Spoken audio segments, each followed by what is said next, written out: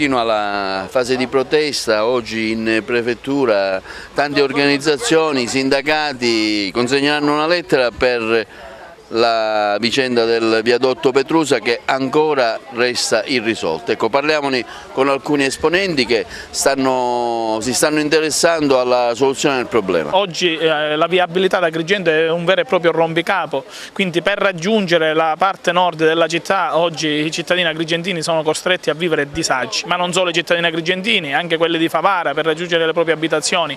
Ecco, bisogna che la politica diventi mezzo attivo per poter risolvere il problema. Ma questo avviene attraverso che cosa? Attraverso quelle istituzioni presenti e attive sul territorio. E per questo mi rivolgo al sindaco di Agrigento, a Lillo Firetto, dicendogli: sindaco, unisciti insieme a noi per manifestare fortemente questo disagio dei cittadini agrigentini e non solo. È un problema a cui non si può prescindere perché abbiamo una viabilità totalmente bloccata e il ponte Petrusa è una parte importante per la nostra zona, impedisce dei collegamenti che sono vitali. Quindi noi chiediamo al prefetto e a tutte le autorità competenti di darsi una mossa. Abbiamo sentito che c'è una specie di intesa fra le amministrazioni comunali, intesa di cui però alla fine i consiglieri comunali non ne sanno niente, quindi noi chiediamo di sapere se esiste, non esiste, come si procede, perché magari è soltanto una manovra politica, uno scambiarsi di letterine che però non porta a niente. Noi consiglieri siamo vicini ai cittadini e vicini alle loro esigenze. Anche gli abitanti di Favara hanno un grandissimo disagio. Cosa vi aspettate? Come mai ancora l'ANAS non risponde nonostante le tante manifestazioni che sono state fatte?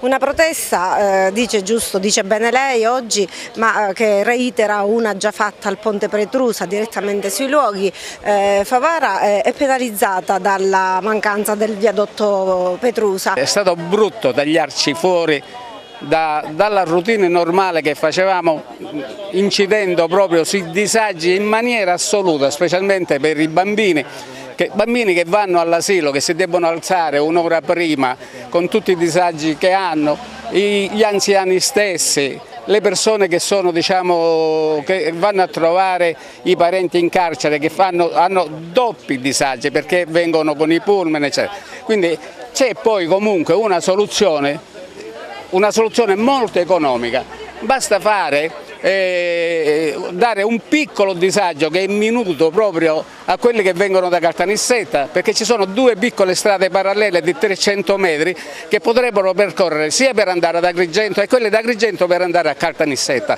e dare quindi con una piccola rotatoria la possibilità a noi di raggiungere Agrigento. Ecco, noi preghiamo le strutture che ci rappresentano di risolvere un problema che già da 6 mesi ci crea grandi disagi.